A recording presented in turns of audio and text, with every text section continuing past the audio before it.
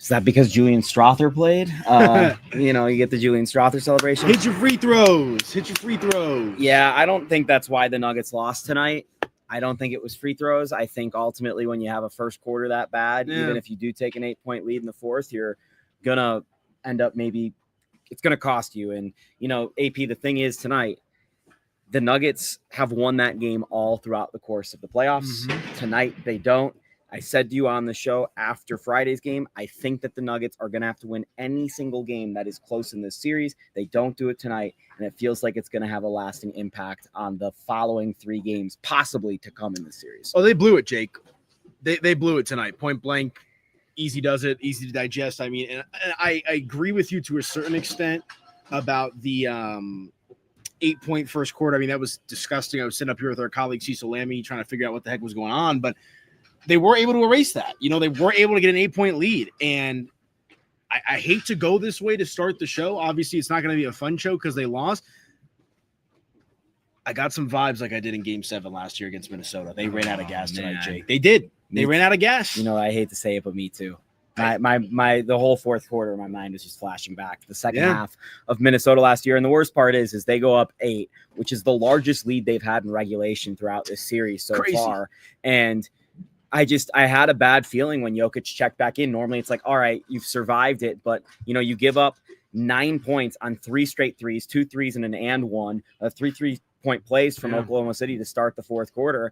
And I didn't have any faith tonight that Nikola Jokic was going to be able to play through it down the stretch. We're in this weird space right now with Jokic where it's like, obviously he's the best player in the series on the floor for either of these teams, just historically speaking. And where he's been at with his level, I don't necessarily have the faith that he's going to rescue the Nuggets in crunch time, despite being one of the clutchest players of his generation. Yeah, I mean, he looked exhausted out there. And if you're looking at just the box score, I mean, he had a decent game, 27, 13, and 3.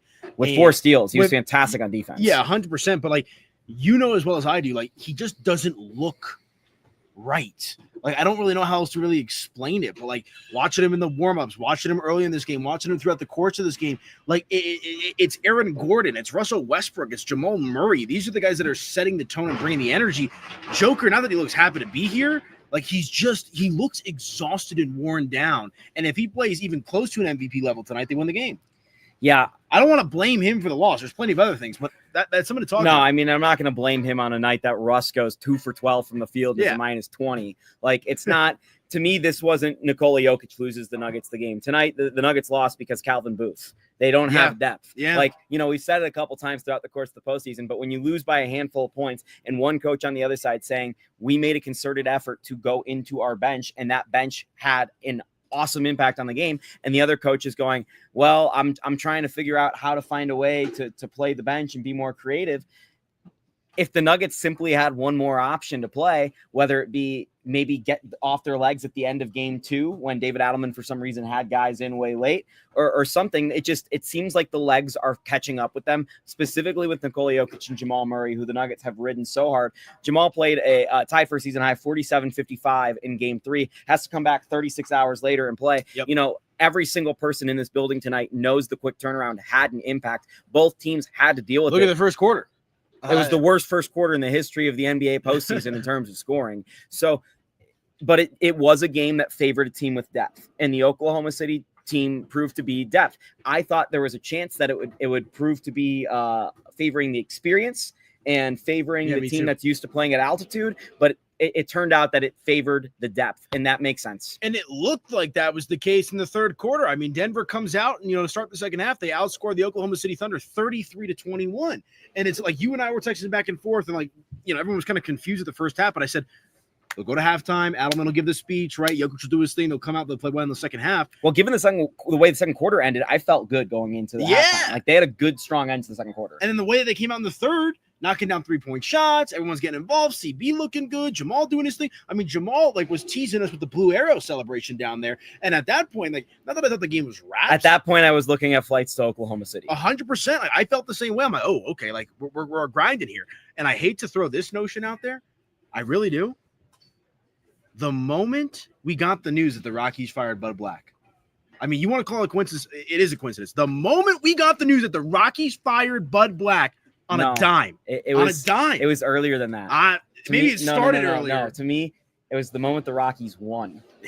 Like there's something going on in the power source from over here to over there. We're on the same street. It is the same street. Yeah. Chopper Circle turns into Wewata, which is the street that runs into Coors Field and left field. It's weird because I do our social for us at Denver Sports, and I get the news. Okay, Bud Black fired, so I have to take a pause from this game because I got to get this up and posted. And it's once I'm done posting everything, I look up, I'm like, they're down. I've been keeping tabs, but it is a blame the Rockies. That's what I'm going to say for the loss today. Again, that's all in fun and whatnot, but it is interesting that the moment that happened, Rockies also fired after a win, which is crazy. But karmically, it wasn't with and there.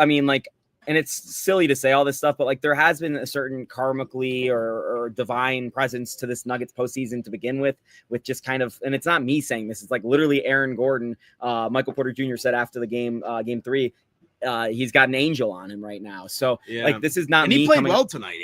AG was awesome. AG's been the best player for the Nuggets this postseason. He 15, 16, and 6. And what was he the only Nugget to do? Shoot 50% or better. And made the most 3-point shots out of any Nuggets. Career high for playoff rebounds for AG, 16 rebounds. Yeah. So AG was fantastic. I think the Nuggets are ultimately, and it's so, again, it comes back to Joker, but the Nuggets are winning the front court battle because of AG, not because of Joker. Yeah. AG's the best big in this series between the four. And AG might be the best player in this series. So top 3? Yeah, top 3 for sure. But I just, Shea still. And not 3. Shea wasn't great again, but Shea had 25 points. And he was commanding the game in a way where it felt like the Thunder were in control. The only moment it felt like it was out of the Thunder control was late in the third quarter, early in the fourth, and Alex Caruso goes out there, starts yelling at his teammates. Alex Caruso comes back and hits a couple big shots, and then it's Aaron Wiggins and Kayson Wallace hitting 3 threes each that I think was really just the difference maker for this game. The Nuggets didn't get anything from their role players, let alone their bench. They didn't get anything from, Michael Porter Jr., Russell Westbrook. The Thunder are getting good contributions from players 7, 8, 9 down on their bench, and it makes a huge difference. And they're able to run Jalen Williams, the second Jalen Williams, out there with his legs. And, the thing the Thunder fans are going to be happy about is they say if just a truly atrocious game from the other Jalen Williams, the one who was the best player on the court in game 3. So the way this shaped up, it felt like a game the Nuggets had to win, and they got out rebounded by 6. That's a number that I keep marking down. They went to the free throw line 10 more times, and the turnovers were even. So they win 2 of the 3 matchups we pointed out were the recipe for the Nuggets in the series, the 3 big factors. And they win 2 of them, and they don't win the game. And to me, that is just inexcusable. And I thought David Adelman was smart in postgame. He said, we did a lot of good things in terms of getting offensive rebounds, in terms of getting out on the break and things, but we didn't execute. We weren't good efficiency-wise when we did those things. I have some problems with the Nuggets shots tonight. Christian Brown just told me he really liked the Nuggets shots. The Nuggets, I think, shot 16 or 18% of their shots at the rim today. That's down from their season average, which is about 36%. Way too low. So, and part of that is because a lot of the rim shots they took ended up being free throws. Right. So it got skewed a little bit, but still, they should have just kept going to the lane because that's where they were finding any sort of success tonight. Yeah, and to bring it back to your Calvin Booth comment as well, 3 players tonight for the Oklahoma City Thunder off the bench in double-digit scoring. We know that I think Denver had 8 or 10 points combined between Peyton Watson and Russell Westbrook off the bench, so that continues to be a problem. And at the end of the day, man, their margin for error is this thin, especially when Joker's not playing like we've seen him play in years past. And so, look, I don't want to go full doomer. The series is 2-2, right? They've got an opportunity now to come back here in Game 5. But it felt like this was the game. If Denver was going to win this series, if Denver was going to take down the Oklahoma City Thunder, you had to win this game, and you had them right where you wanted them going into the fourth quarter. And now home court advantage back in favor of Oklahoma City. Everything feels like it's changed in what feels like the blink of an eye right now for Denver. Yeah. Frustrating, but the truth. And it's so funny because we're just the meme of it's Jover, we're so back. That's how it's been on these podcasts. But it's true. And it's partially because this Nuggets team needs to front run the way they are. Yes. I just – and granted, they've won in some tough spots throughout the course of the postseason. But if the Nuggets are making a deep run to go back-to-back 7-game series to start, and that's the way this is looking at this point, if the Nuggets are going to be able to pull this out, it is just nearly impossible. It wouldn't shock me if they do, though. It wouldn't. You're the guy that says they're going to win every other night, which means they're going to win Game 7. I'm on track. Nuggets in 7 was my pick, and I said flip-flop. So I'm on track with that. But it does feel like I would have loved to have been wrong tonight. because it's one thing if Oklahoma City came out and blitzed them and they were up 20 at the end of the, going into halftime. That was not the case. This was Denver losing the game more than it was Oklahoma City winning the game. They had a golden opportunity, whether it's the legs, whether it's the depth, the roster, the coach, this, that, the other. Brutal loss tonight. Their worst loss of the playoffs so far for Denver. And the thing is, I'm not going to say it's the worst loss of the playoffs when they lose by 43. But like that game was over and done with. Yeah. The point being emotionally, the fact that you were in it. To me, emotionally, what this does is bigger for the Thunder than what it is for the Nuggets. I think the Nuggets can rebound from this in terms of what they bring to Game 5. To me, the Thunder 68-win team. I texted you going into the fourth quarter. We are going to find out in the next 4 minutes if the Oklahoma City Thunder can win the championship this year. And to me, it wasn't necessarily about winning or losing this game and how it went. It was how do they respond to the biggest adversity they face on the verge of going down 3-1. How do they come out and respond? And that fourth quarter showed me everything about this Thunder team. And to me, not only are they the favorites to come out of the West, it makes sense why they're the favorites to win the NBA title after tonight. 100%. So if the Nuggets are gonna do the special thing, they're gonna do it the hard way, the way it's always shaped out this postseason seemingly. And again, to me, there's so many things with this game, whether it's the execution or whatever. I look at the shot chart. They had 7 threes in the third quarter, AP. They only hit 11 on the game. So 7 of their 11 came in the third quarter. And if you look at their makes on the game, besides hitting those 11 threes, again, 7 of which were in the third quarter, the Nuggets hit 3 shots outside of the paint the entire game. They could not shoot tonight. They had no legs. They had no ability to do anything. And Jokic's mid-range game disappearing, I think, has been really big for the way this has gone. And that's the right word, disappearing. Yeah. I mean, and look, a lot of these are, back iron, clank, clank, clank, like they're close, but they're just not falling. So I don't know if you attribute that to legs or just bad bounces, whatever it might be, but it's a problem. One of my best friends texted me during the game. He's like, why is Jokic hurt? Like, what's the deal? And I texted him, this is what I know. Elbow, I think, is injured, which we've all seen him wearing the sleeve. He's had some deals with that. He has a nerve impingement in his back, which we all know about. His wrist has had a torn tendon in it for several years now. And he's had an ankle injury, which has costed him games multiple times this season, and he's still receiving treatment for. So he's banged up. It's enough where it's like, what's an injury versus what's pain and what's hurt? It's enough where you're seeing Jokic diminished by all of these things.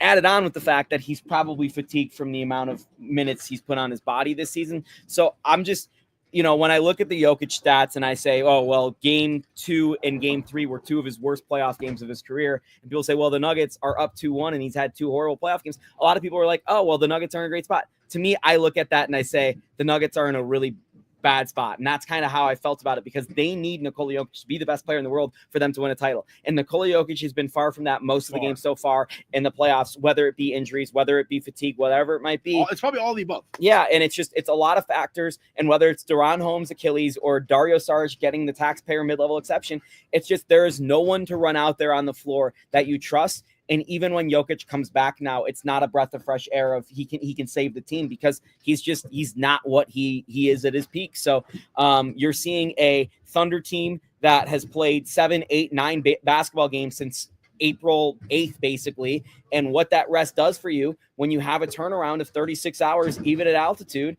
it completely shifts the game, because they had the legs in the fourth quarter and they were able to make the plays. And whether it's getting to Christian Brown on an inbounds pass, a 5-second violation, or it's just simply shooting threes, they had the legs. And I think it's mental mistakes. I also think it's physical mistakes. It's all of it. But the fact that you can't get a ball inbounds in a tight game with 4 minutes left after a timeout told me everything I needed to know about the Nuggets tonight. It's just that they didn't have it. It's the same as the first quarter. How many times in the Nikola Jokic era have they had 8 points in a quarter? It hasn't happened. Yeah. Like, this is just not who the Nuggets are. And yet this game was shaping up for them to win it, because they win these rock fights in the playoffs. Yep. So the fact that they couldn't win it and it was a tight game, to me, means that Oklahoma City is going to get a bigger boost of momentum and mentality from this game alone than they did winning by literally 50 on their home floor. I completely agree. And, home court's back in their favor now, as we've talked about. I mean, there's a lot to be upset about with how this game played out. And I just, look, we'll see how they respond in game 5. I'm not so sure SGA is probably going to get his MVP trophy. I'm expecting that place to be rocking. Look, Denver's won in Oklahoma City once already. Who's to say they can't do it again? But they had a golden opportunity that I can't help but feel like they let the air out of the bag tonight. I hate to be a doomer with that. I'm usually a pretty optimistic person, but that is a loss that feels like a signal of potentially what's to come in this series. I want to be wrong. I have Nuggets in 7. I'm sticking to it. I'm not going to put it with what Miko did to the Avs last week or the 96 Jags and the Denver sports history losses. But when we look back at the Jokic era, and if there's only one title, Game 7 Minnesota and Game 4 Oklahoma City are going to be talked about in the same breath if they're not able to get through this series. So I thought tonight, it's a huge blown opportunity.